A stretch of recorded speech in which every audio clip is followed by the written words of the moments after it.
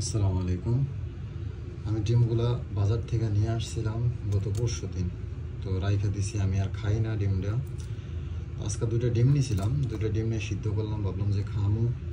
এখন এগুলোকে ডিম না প্লাস্টিক দিয়ে বানাইছে না আসলে হাঁস মুরগির ডিম, আমার মাথায় আসতেছে না। কারণ এগুলো যখন আমি নাকের কাছে নিতেছি, মানে এত প্লাস্টিকের মধ্যে এত পচা গন্ধ বাইরিতেছে, পোড়া গন্ধ বাইরিতেছে। দেখেন এই অবস্থা, কে ডিম কিরকম থাকে। তারপরে এই যে চামড়াটা পুরো রাবারের মতো। কেমনে যে দেখাই মোবাইল ধইরা,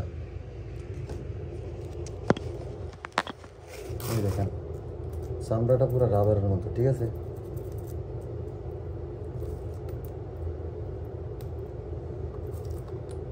চামড়াটা কুইজ, মানে একদম পুরা গন্ধ বেরিয়ে গেছে। এগুলা টাইনা টাইনা ছিটতে হয়। এই দেখেন এগুলা সহজে চিরেও না,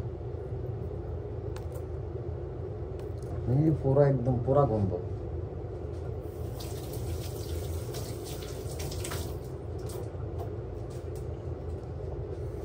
এখন কেমনে বুঝবো যে এগুলা ডিম নাকি বানাইছে মানুষ? একদম পচা একটা গন্ধ বেরিয়ে গেছে। ছাতা প্লাস্টিক পোড়া দিলে যেরকম গন্ধ বাইরে হয়, এরকম গন্ধ বাইরে গেছে। আসলে বর্তমান যুগে, এই প্রযুক্তির যুগে, মানুষ যত উন্নত হয় ততই মৃত্যুর দিকে যায়। মানুষে মারার জন্য, মানুষের দ্বারা যে জিনিস আবিষ্কার হয় ওই জিনিস মানুষই মারে।